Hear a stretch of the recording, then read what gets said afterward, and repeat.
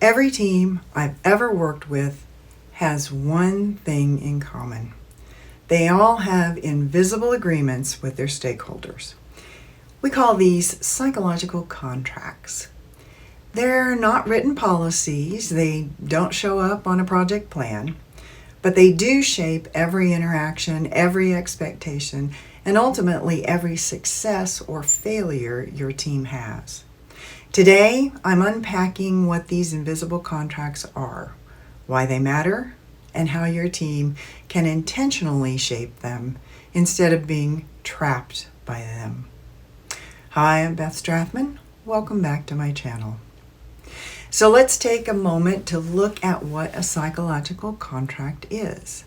The psychological contract is the set of unspoken expectations and assumptions between your team and the people who matter to its success, your stakeholders.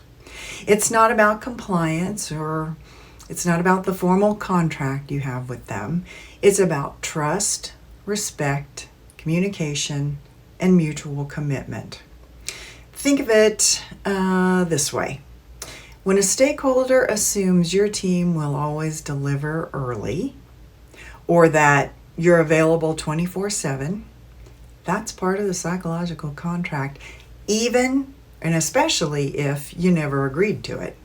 And when your team assumes a stakeholder will always support your priorities, well, that's another layer of this psychological contract. When these assumptions stay hidden and your team and stakeholders have conflicting assumptions, they often become the source of frustration, conflict, and disengagement. So why does this all matter?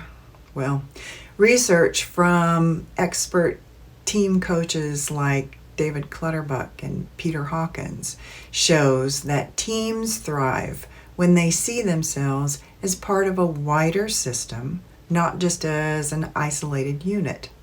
The psychological contract is one way that system shows up in the team's daily life. When the contract is clear and positive, your team earns trust, it earns credibility, and it forms stronger relationships with stakeholders that give you the benefit of the doubt. They invest in your success. But when it's negative or broken, the psychological contract, you'll see silence in meetings, resistance to decisions, and even subtle sabotage. The invisible becomes very visible very fast and not in a good way.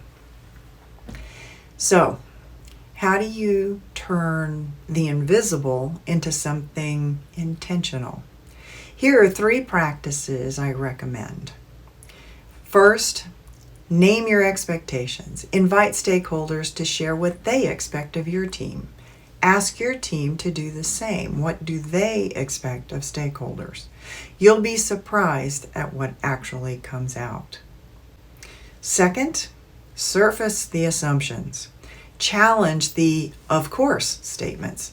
Of course we'll deliver early. Of course they'll support us. Every "of course" is a hidden contract waiting to be clarified.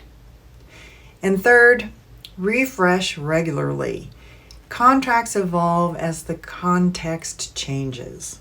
What was true last year or last quarter may not be true today. Schedule short conversations to realign. This isn't about being formal. It's about being human, transparent, and proactive. So here's my challenge for you. In the next team meeting you have, ask what unspoken agreements are shaping our relationships with our stakeholders. Then choose one conversation that you or someone on your team will have this week to bring those assumptions out into the open with your stakeholders. Because when your team owns its psychological contracts, you stop being reactive and start being intentional. If this video sparked something for you, subscribe here for more tools and insights on leading teams that thrive within their stakeholder systems. And if you're ready to dive deeper, check out my website to find out how I work with teams. Your team doesn't have to be trapped by the invisible agreements. You can reshape them starting today.